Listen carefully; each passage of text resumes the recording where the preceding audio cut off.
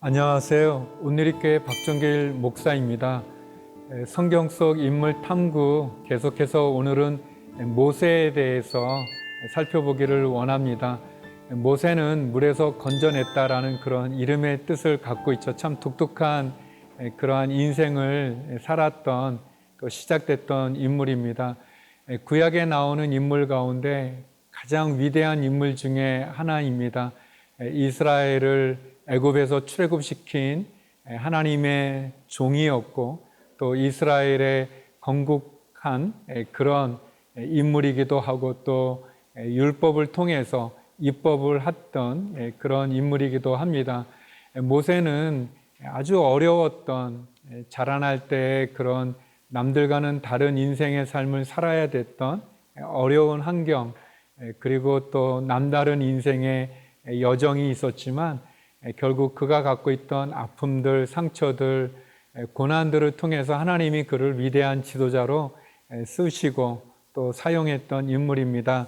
우리 출애굽기 2장 10절 말씀인데요. 그 아기가 자라매 바로의 딸에게로 데려가니 그가 그의 아들이 되니라. 그가 그의 이름을 모세라 하여 이르되 이는 내가 그를 물에서 건져내었음이라 하였더라. 저는 모세의 삶을 세 가지로 한번 정리해 봤는데요. 그 첫 번째는 버림받음입니다. 우리가 읽었던 출애굽기 2장 10절에 보면 모세는 이렇게 물에서 건져냈다라는 그런 이름의 뜻을 갖고 있어요. 우리가 아는 것처럼 모세가 태어났을 당시 이스라엘 사람들은 바로의 폭정 가운데 고생했던, 고난 가운데 있었던 노예들, 아주 비참한 인생의 삶을 살았는데요. 특별히 이스라엘 사람들이 많아지는 것을 두려워한 바로는 남자아이를 낳으면 다 죽이는 그런 아주 끔찍한 명령을 내리게 됐고, 그런 상황 가운데 모세가 태어나게 됐습니다. 그렇지만 모세의 부모님은, 특별히 모세의 어머니 요게벳은 그 모세를 믿음으로 석 달 동안 숨기게 되지만 한 100일 정도 지나서 아이의 울음소리가 커지게 되니까 더 이상 키울 수 없어서 갈대 상자에 모세를 넣어서 이 나일강에 이렇게 띄어보내는 그런 일을 하게 되죠. 그리고 이제 우리가 읽은 출애굽기 2장 6절에 보면은 이렇게 이 아이가 결국 그 바로의 공주가 모세를 데려다가 키우게 되는 그런 특별한 남다른 그런 인생의 시작을 갖고 있습니다. 제가 이 바로의 공주가 말이죠. 그 이렇게 갈대 상자를 딱 열었을 때 아이가 울었다라는 그런 표현이 나옵니다. 제가 생각해 보기를 왜 모세가 울었을까? 뭐 여러 가지 이유가 있겠죠. 뭐 예를 들면은 깜깜하니까 뭐 무서워서 울 수도 있고, 또 어떤 점에서 보면은 모세가 이렇게 뭐 어리니까 뭐 배가 고파서 울 수도 있고, 또는 뭐 시를 했는데 그게 이제 칙칙해서 울 수, 여러 가지 이유가 있겠지만 제 생각에는 어리지만 우리가 이제 100일 된 아이들을 보면 느끼는 것처럼 그 정서적인 감정이 있고 인지할 수 있는 능력이 있는데 알았던 것 같아요. 자기가 부모님의 곁을 떠나서 아주 어려운 낯선 그런 어떤 버림받음의 그런 마음이 있었던 것 같습니다. 우리가 아는 것처럼 비록 애굽의 바로의 왕궁에서 40년간 자라게 되지만 모세는 자기의 정체성을 갖고 있죠. 자기가 히브리 사람이라는 것을 알고 있고, 그러나 그는 바로의 왕궁에서 자라야 됐던 아주 어려운 그런 시간들을 갖게 됩니다. 모세라는 이름이 불려질 때마다 그의 출신과 그의 어려운 상황이 기억됐을 것 같습니다. 어쩌면 저나 여러분의 삶 속에 원치 않은 일들을 겪어야만 되는, 그것이 뭐 내가 잘못해서가 아니라 어쩔 수 없는 상황 속에 그 고통과 상처를 짊어질 수밖에 없는, 어떻게 보면 모세처럼 그런 모습이 우리에게도 있는 것 같습니다. 그리고 모세가 40이 됐을 때 또 이스라엘 백성들을 구원하려고 하지 않습니까? 그런데 또 이스라엘 백성들에게도 버림을 받게 됩니다. 그리고 그가 살인자가 되어서 결국 미디안 강야로 도망가게 되죠. 그리고 80이 되었을 때 하나님이 모세를 부릅니다. 모세를 통해서 이스라엘을 구원하려고 할 때 모세가 하나님께 이렇게 말하는 장면이 나옵니다. 출애굽기 3장 11절 12절인데요. 모세가 하나님께 아뢰되 내가 누구에게 바로에게 가며 이스라엘 자손을 애굽에서 인도하여 내리이까? 하나님이 이르시되 내가 반드시 너와 함께 있으리라. 내가 그 백성을 애굽에서 인도하여 낸 후에 너희가 이 산에서 하나님을 섬기리니 이것이 내가 너를 보낸 증거니라.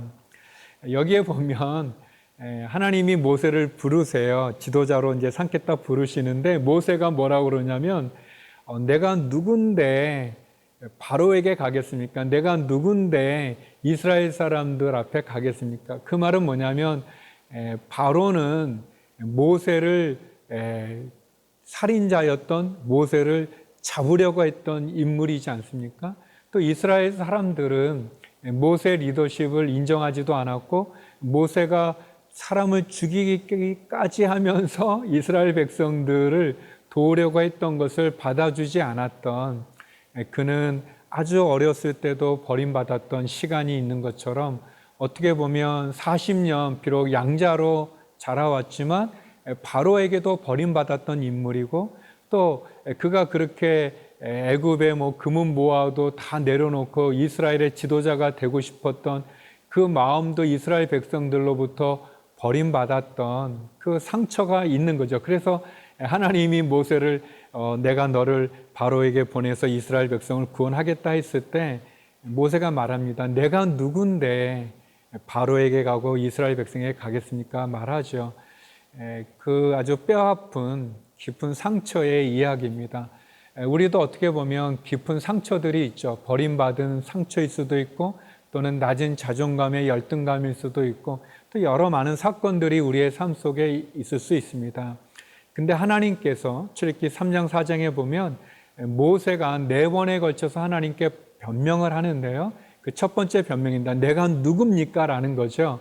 내 모습이 하나님 알지 않습니까? 라고 얘기하는데 하나님의 대답이 그렇지 않습니까? 하나님 뭐라고 말씀하시냐면 내가 정녕 너와 함께 있겠다라고 말씀하십니다. 사랑하는 성도 여러분, 우리에게 중요한 것은 내가 어떤 사람인지 어떤 능력이 있는지 어떤 자격이 있는지 어떤 배경이 있는지가 중요한 게 아니라 하나님이 나와 함께 하는가 안 하는가가 중요합니다. 하나님이 함께하지 않으면 40세 힘이 넘치는 모세 살인자가 되고 도망자가 될 수밖에 없습니다. 하나님이 함께하면 80의 노인인 모세가 위대한 지도자가 될 수 있는 거죠. 하나님이 나와 함께하는가 안 하는가가 내가 누구인가 보다 우선하고 중요하다는 것을 기억하시기 바랍니다. 두 번째, 치유하심입니다. 모세의 생애를 좀 이해할 수 있는 부분 가운데 모세의 그런 상처가 있는 것처럼 이스라엘 백성들 노예로서의 그런 상처와 아픔이 있는데 하나님 그것을 치유해 주십니다. 출애굽기 15장 26절인데요. 이르시되 너희가 너희 하나님 나 여호와의 말을 들어 순종하고 내가 보기에 의를 행하며 내 계명의 귀를 기울이며 내 모든 규례를 지키면 내가 애굽 사람에게 내린 모든 질병 중 하나도 너희에게 내리지 아니하리니 나는 너희를 치료하는 여호와이라. 이 출애굽기 15장에 나오는 이 마라의 쓴물을 단물로 바꿔주신 하나님께서 하신 말씀인데요.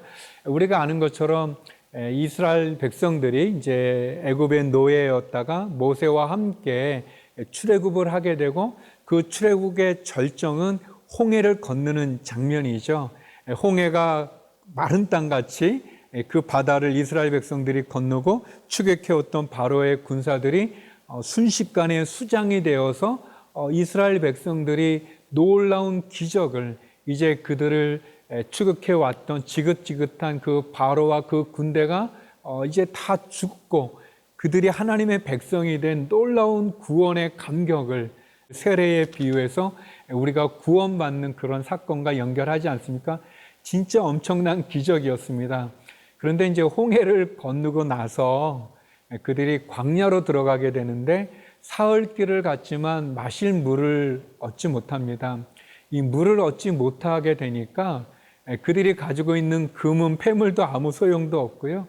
또 그들이 있었던 많은 양, 소, 가축들, 염소 아무 소용이 없어요. 이렇게 물이 없으니까.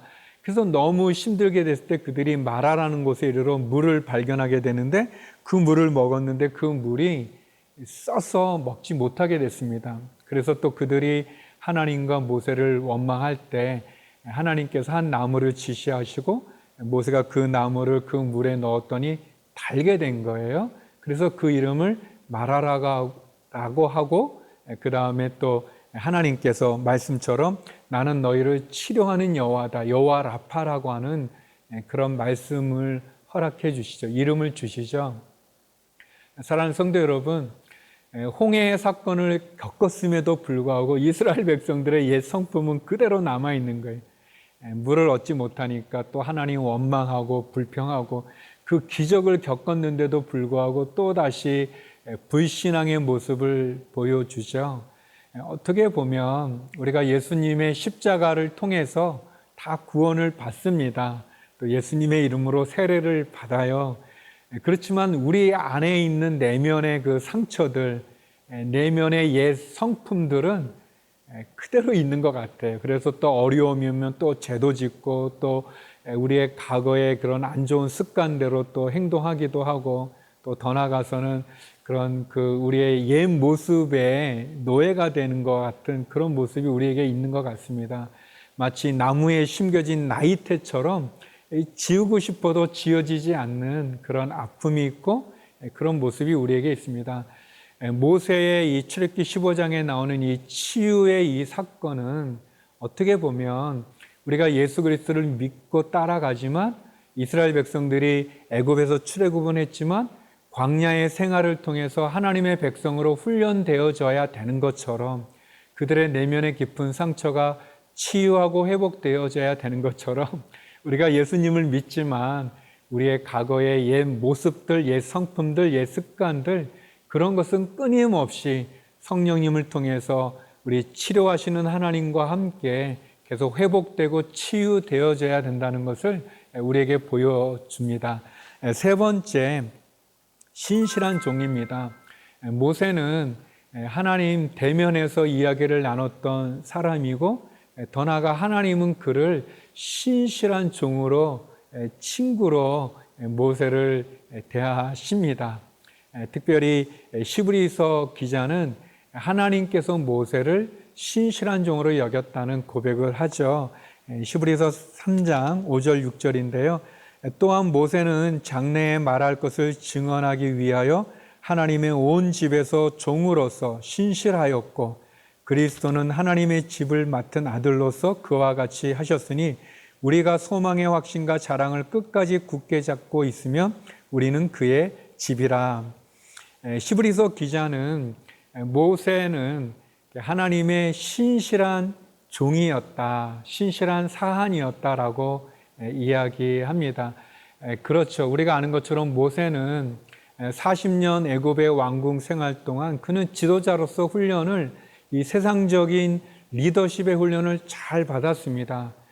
그렇지만 모세는 바로의 공주의 아들이라 칭함이라든지 또 그 애굽의 금은 보화보다는 고통받는 자기 백성들을 위해서 그 모든 것을 포기하고 그 모든 것을 뒤로하고 이스라엘 백성의 지도자가 되고 싶어 했습니다.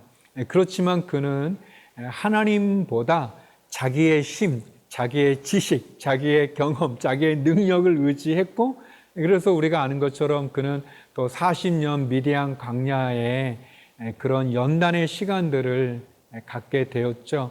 그리고 하나님 80의 모세를 부르셔서 40년 동안 그는 이스라엘 백성들을 애굽에서 출애굽시킬 뿐 아니라 또 광야 생활 가운데 시내산에서 하나님을 대면해서 율법을 받고 또 하나님의 집 성막에 대한 설계도를 받고 그렇게 하나님의 성막을 완성하는 또 율법을 세우는 그런 아주 위대한 일을 한 예언자이기도 하고 선지자이기도 하고 또 모세는 이스라엘 백성들을 이끌어갔던 이스라엘이라는 나라의 어떻게 보면 건국자와 같은 그런 큰 일을 감당하게 됩니다. 그런데 무엇보다도 하나님이 모세를 신실한 종으로 말씀하셨습니다.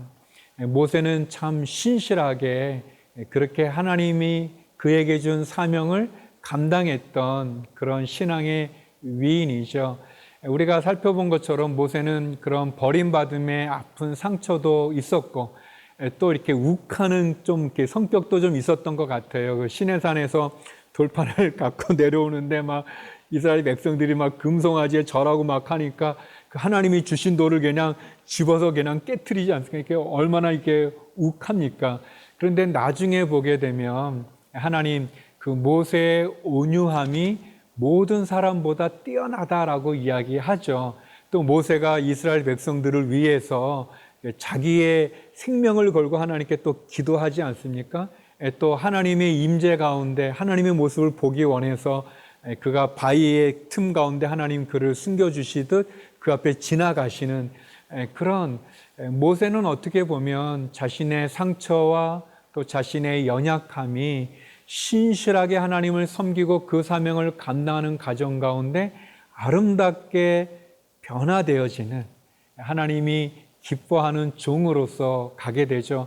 또 그가 120세 되었을 때 얼마나 가나안 그 약속의 땅을 들어가고 싶어 합니까? 그런데 하나님께서 너는 여기까지다라고 했을 때 그 하나님의 말씀에 순종해서 여호수아를 자신의 후계자로 세우고 그가 이 기력이 쇠하여지지 않았지만 눈이 흐려지지 않았지만 순종해서 하나님 앞에 온전히 나갔던 위대한 종이 되어집니다. 모세 이스라엘 백성들을 하나님의 백성으로 훈련시킬 뿐 아니라 이스라엘 백성들 하나님 앞에 온전히 인도한 위대한 신실한 하나님의 사람이었습니다. 그런 모세처럼 저와 여러분도 변화되어지고 하나님의 신실한 종으로 온전히 자리매김하고 살아갈 수 있는 그런 우리의 신앙의 삶 되기를 간절히 소망합니다.